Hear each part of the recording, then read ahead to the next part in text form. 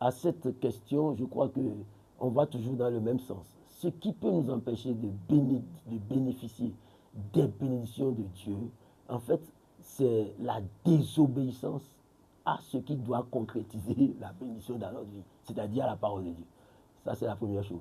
Lorsque tu n'obéis pas à Dieu, eh bien, tu ne pourras pas jouir, n'est-ce pas, de la transformation de sa bonne parole qui bénit. Ce n'est pas possible. Et maintenant, quand je parle d'obéissance, je voudrais attirer l'attention de nous tous sur le fait qu'il y a une différence entre obéir et faire la volonté de Dieu. Tu peux obéir à Dieu sans faire sa volonté. Parce que lorsque tu obéis à Dieu, tu fais ce qu'il a dit, mais pas comme il veut que tu le fasses.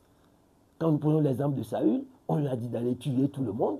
Mais Saül est allé, il a préservé des gros bœufs, il a préservé le roi et tout et tout. Et il avance comme argument que comme Dieu aime les sacrifices, eh bien il a amené ces choses-là pour pouvoir offrir un sacrifice à Dieu. Mais Dieu a dit, je suis désolé, l'obéissance vaut mieux que le sacrifice. Donc de quelle obéissance Dieu parle?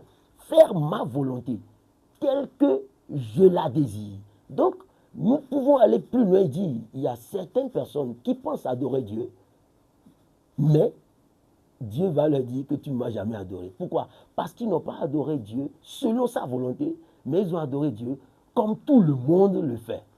Voilà une petite nuance. Donc, celui qui n'obéit pas à Dieu selon sa volonté ne peut jamais être béni, n'est-ce pas, par ce Dieu-là.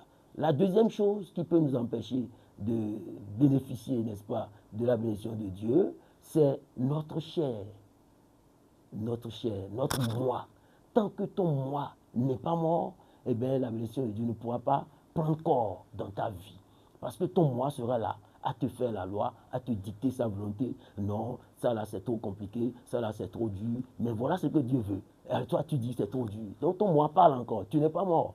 Et je veux également dire que Jésus est allé à la croix, c'est son corps, c'est sa chair qu'on a crucifiée et non son esprit. Donc, vous voyez que d'office, la bénédiction devient une chose spirituelle. Elle n'est pas matérielle, elle est spirituelle. Et quiconque n'obéit pas à l'Esprit de Dieu, eh bien, ne pourra pas être béni.